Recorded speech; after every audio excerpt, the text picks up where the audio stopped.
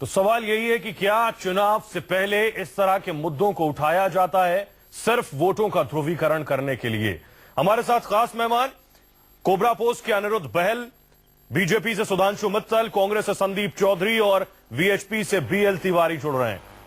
अनिरुद्ध बहल, बाकियों के पास हम जाएं, सबसे पहले आपसे मेरा सवाल कि क्या कुछ चीजें इनमें निकल कर सामने आई, और एक और महत्वपूर्ण सवाल ये कि जो बीजेपी उठा सकती है कि इसमें जो स्टिंग किए हैं आपने उसमें वीएचपी और बीजेपी के ही नेताओं के नाम है। हाँ, क्योंकि आपका जो लव जिहाद की बात करते हैं उन्हीं के पास तो जाएंगे रिपोर्टर, जो लोग इसके जी। और अगर आप हमारी पूरी तहकीकात देखेंगे, गुलेल की specially report, Shazia, she is done some, बहुत ही अच्छी काम किया उन्होंने जी। और हमारे जो केस स्टडीज निकाले उसमें से जो सत्य निकल के आता है वो बिल्कुल एकदम साफ साफ है कि ये स्टैंडर्ड ऑपरेटिंग प्रोसीजर है ये राइट विंग ऑर्गेनाइजेशंस का कि लव जिहाद के नाम पे कम्युनल पोलराइजेशन करना और कहना कि ये जो हिंदू लड़की है मुस्लिम लड़का है ये बहुत गलत चीज है।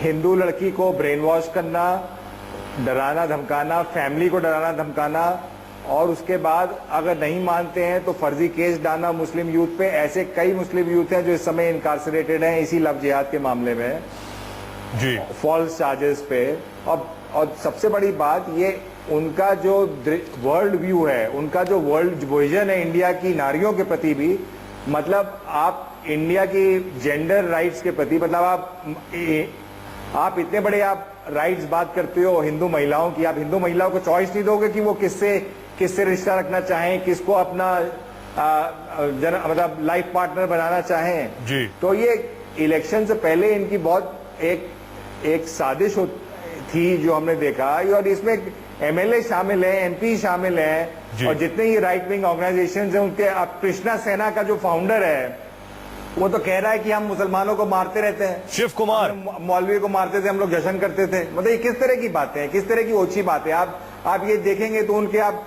जेंडर राइट्स के आप उनका वर्ल्ड व्यू देखोगे, आप उनका वर्ल्ड व्यू देखोगे माइनॉरिटीज के प्रति, आप उनका वर्ल्ड व्यू देखोगे कि इंडियन कॉन्स्टिट्यूशन का कोई रिकॉर्ड ही नहीं है आपका जी। तो मतलब अनिरुद्ध आपके पास आऊंगा, सुधांशु जी कुछ कहना चाह रहे हैं लव जिहाद को लेके। सुधांशु जी, कटघरे में अगर आपकी पार्टी है, मैं ये अनिरुद्ध का सवाल आप पर टॉस करूं उससे पहले एक सवाल ये कि पहले लव जिहाद हो गया और अभी फिलहाल जो मामला सुर्खियों में वो आपके सामने है।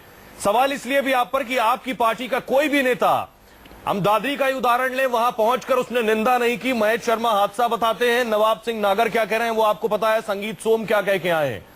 एक भी नेता वहां जाकर यह नहीं कह रहा है कि इस मामले को खत्म करना है, इस पर सियासत नहीं होनी चाहिए। सुधांशु जी, अनिरुद्ध बहल का सवाल भी आपके सामने है।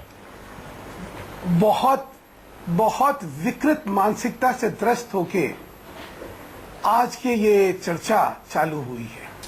मुझे दुख है, मुझे बहुत दुख है कि एक पॉलिटिकल एजेंडा लेके किस तरह देश में आग लगाने की आप लोग कोशिश कर सकते हैं। बहुत दुख हुआ। अब मैं कुछ कड़वी बातें आपको सुना दूं और नहीं किया जाए। सुधांशु जी, किसको बोल रहे हैं आप? ये संगीत सोम मोहब्बत फैला रहे हैं, साक्षी महाराज मोहब्बत फैला रहे हैं, महेश शर्मा लापरवाही और हादसा बता रहे हैं, मोहब्बत कर रहे हैं। आप ही बोल लीजिए मुझे जी सुधांशु जी, मैं आपके सारे प्रश्नों का जवाब दूंगा। पहले तो अनिरुद्ध जी से बात कर लेता हूं। अनिरुद्ध जी, ये तो मानेंगे ना कि भाजपा जो है चुनाव के बारे में थोड़ा अक्लमंदी तो रखती है, और जिस चीज के होने से चुनाव में घाटा होता है भाजपा उस चीज को करवाएगी क्या? कुछ तो कॉमन सेंस रख के चलिए। आज तक जब भी सांप्रदायिक दंगे हुए या सांप्रदायिकता हुई, भाजपा को घाटा हुआ, कब फायदा हुआ? चलिए मैं आपको बतलाता हूं जी। बाबरी मस्जिद, अब सुन ले जरा। जी बोलिए। बाबरी मस्जिद 93 में टूटी और सारे राज्यों के चुनाव उसके बाद हम हारे। ठीक, 2002 में दंगे होते गुजरात के अंदर, 2004 में हम लोग केंद्र हार गए, और वजह क्या कही गई? दंगों से भाजपा का कभी फायदा नहीं होता, इसलिए हम दंगे की राजनीति में ना विश्वास रखते हैं, ना हमारा उसमें कुछ लेना देना होता, और इसीलिए दंगों के प्रति पूर्णता भाजपा तटस्थ है, पूर्णता भाजपा उस चीज से निंदा करती है। अब आ जाते हैं आपका पर्पस। आज क्या क्या विषय है? आज लव जिहाद कहां से विषय आ गया भाई? बिहार में चुनाव हो रहे हैं, लव जिहाद का जो सारा प्रकरण था वो तो आज से साल ब साल सवा साल पहले का प्रकरण था। आज बिहार के चुनाव के समय इस विषय को क्यों निकाला गया?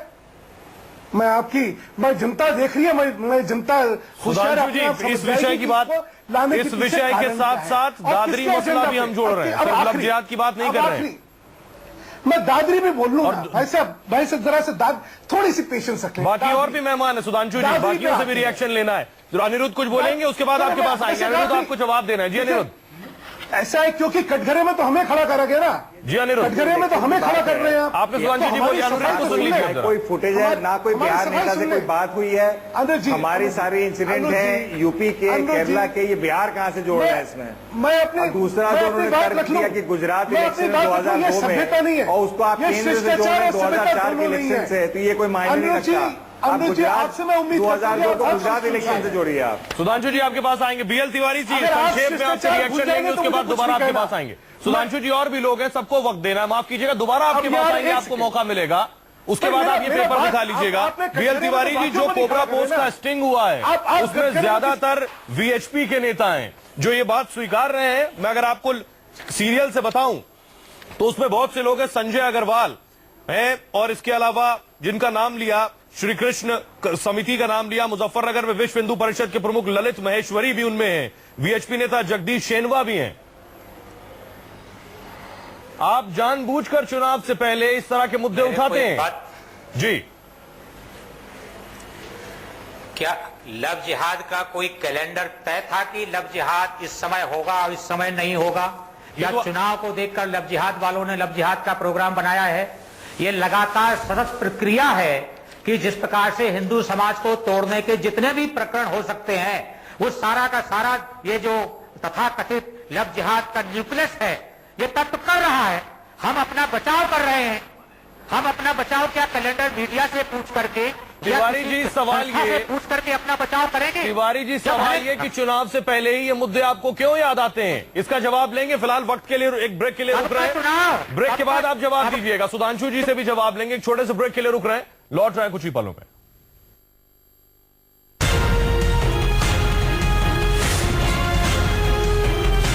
बड़ा सवाल यही है कि आखिर चुनाव से पहले ही ये मुद्दे सामने क्यों आते हैं, लव जिहाद का मुद्दा हो या जो कुछ दादरी में हुआ। नेता संदीप चौधरी, कांग्रेस नेता अनिरुद्ध बैल कोबरा पोस्ट के, और वीएचपी नेता बीएल तिवारी जुड़ रहे हैं। संदीप चौधरी, मेरा सवाल आपसे ये, इन सब के बीच कांग्रेस की भूमिका और कांग्रेस का रोल क्या होता है? क्या आपकी खामोशी बहुत कुछ कहती है और बहुत से सवाल खड़े करती है? नहीं, कांग्रेस कभी चुप नहीं रही इन मामलों पे।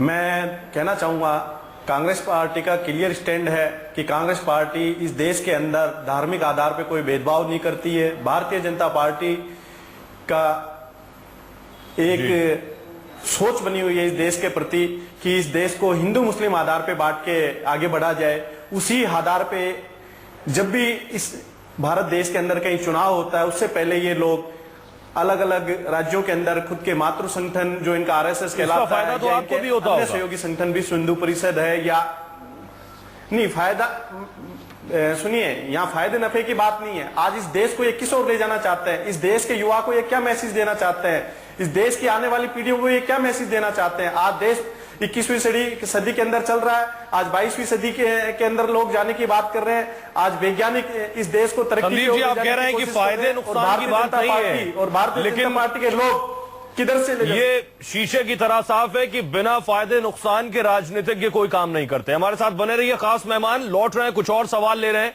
कुछ ही पलों में, कहीं मत जाइएगा। तो हम सवाल उठा रहे हैं क्या चुनाव से पहले ये पूरी जहरीली साजिश रची जाती है? कोबरा पोस्ट ने जो स्ट्रिंग किया है वो इशारा करता है और कटघरे में खड़ा करता है बीजेपी और वीएचपी को। हमारे साथ खास मेहमान सुधांशु मित्तल बीजेपी से, संदीप चौधरी कांग्रेस से, कोबरा पोस्ट से अनिरुद्ध बहल और वीएचपी के बीएल तिवारी हैं। सुधांशु जी, जो सवाल कोबरा पोस्ट ने उठाए हैं वो लव जिहाद के हैं, लेकिन दादरी से जो सवाल उठते हैं उनको मैं जोड़ दूं इसमें। 10 में से 7 जो आरोपी हैं बीजेपी नेता के रिश्तेदार हैं। आपके महेश शर्मा वहां जाकर कहते हैं, गलत फहमी और हादसा हुआ, उनकी बातों को मैं और जोड़ दूं। वो कहते हैं कि गोवध की घटना प्रतिक्रिया के स्वरूप हुई है और ध्यान रखना चाहिए कि घटना के समय घर में 17 साल की एक लड़की भी मौजूद थी, लेकिन किसी ने उसे उंगली नहीं लगाई। यानी घटना को एक हादसा करार देने के लिए वो बिल्कुल आमादा थे। इसके आगे वो क्या कहते हैं, जब किसी भी इंसान पर लाठी से हमला किया जाता है वो अपना हाथ आगे कर लेता है, ऐसे में पिटने वाले हाथ की 5-7 उंगलियां टूट जाती हैं। दानिश मेरे अस्पताल में भर्ती है, उसके पूरे शरीर में एक फ्रैक्चर नहीं है, बस एक सिर की चोट है।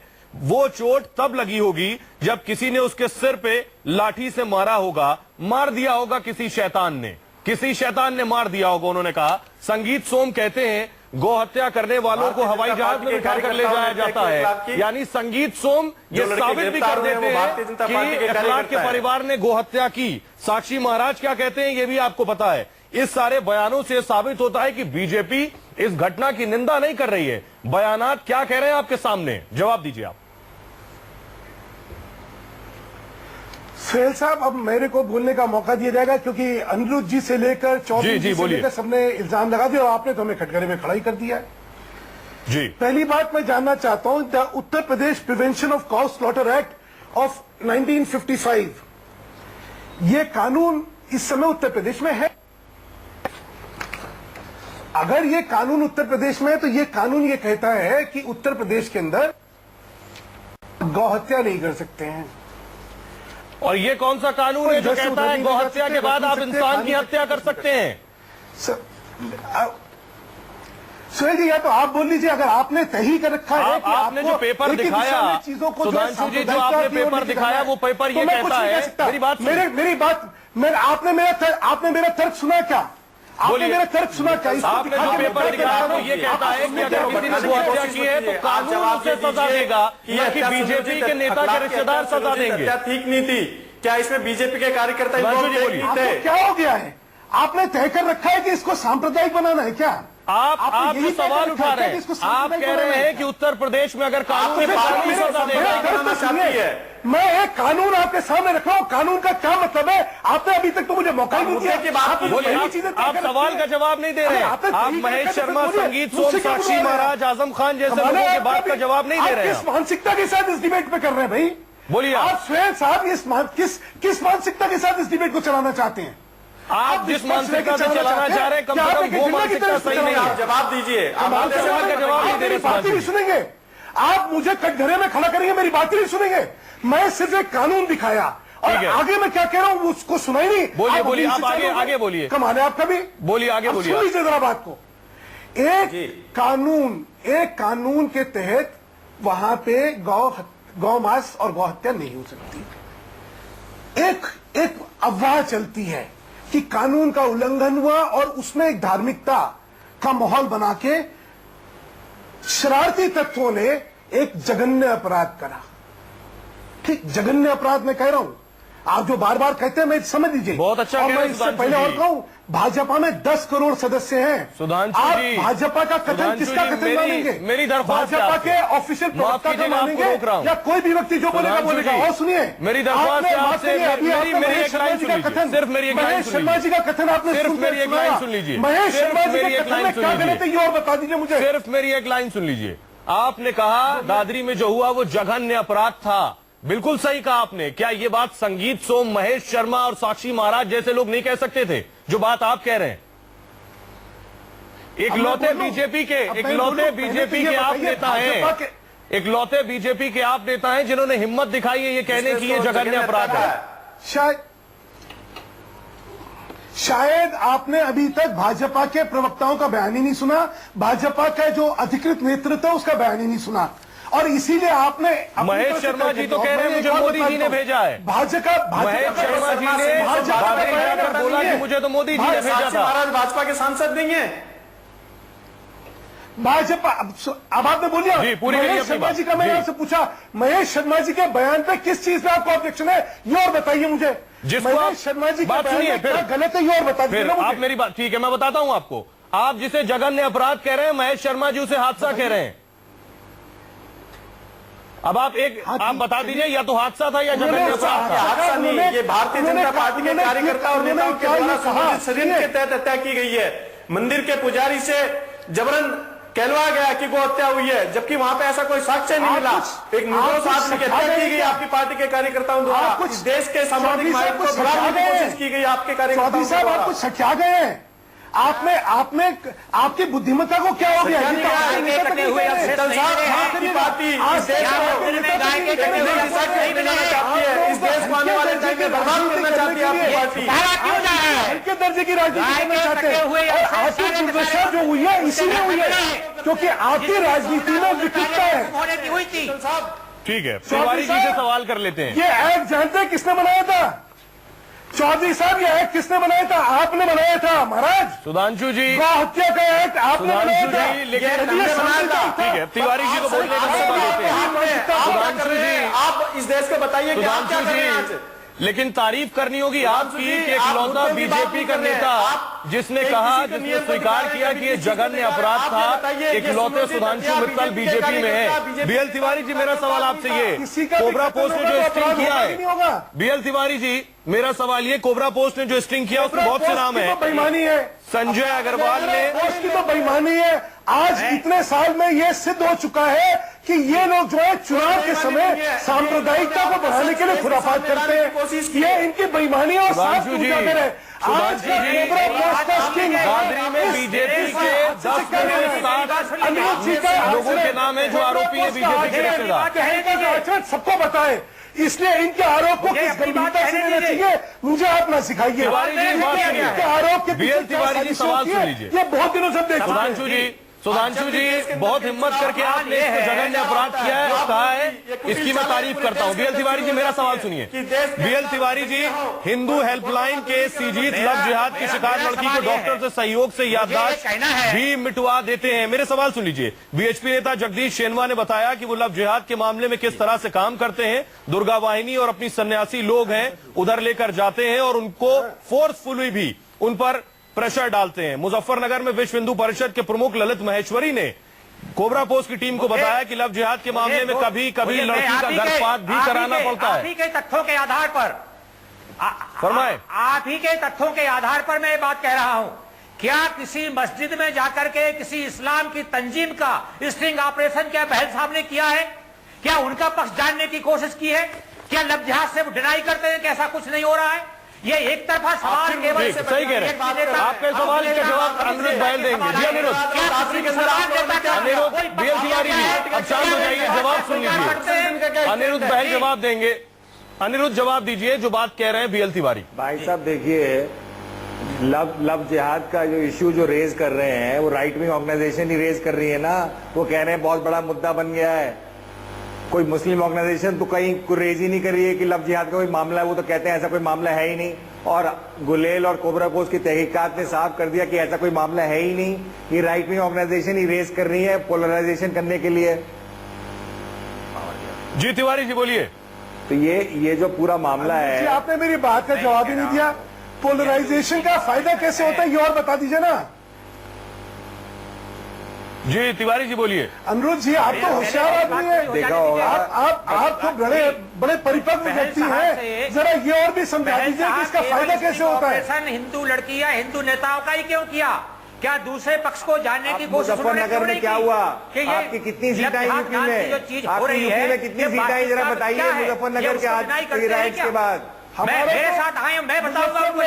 इस प्रकार से ये देश में मूवमेंट चल रही है और हिंदू समाज को तोड़ने का काम हो रहा है, इसके प्रमाण मैं दूंगा। आपने किसी संस्थागत आकर के किसी संस्था के लोगों से जानने की कोशिश की है क्या?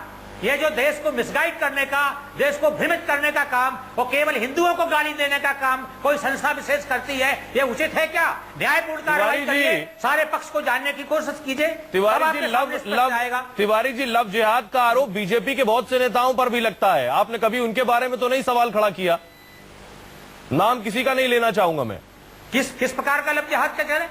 जो आप उठाते हैं। हम देश में भारत में क्या करेंगे? कई सालों में लोग हमारे समाज को तोड़ने का काम, हमारे समाज को पथभ्रष्ट करने का काम, हमारे देश के खिलाफ गतिविधि करने का काम कोई करेगा? कार्यकर्ता किसके थे? वो पार्टी के नेता, किस पार्टी के नेता थे? ठीक है सुधांशु जी आपके पास आएंगे, माफ कीजिएगा ब्रेक का वक्त है, लेकिन तारीफ करनी होगी इकलौते सुधांशु मित्तल बीजेपी के नेता हैं जिन्होंने दादरी की घटना को जघन्य अपराध कहा है। एक छोटे से ब्रेक के लिए रुक रहे हैं, जल्द लौट रहे हैं कुछ ही पलों में।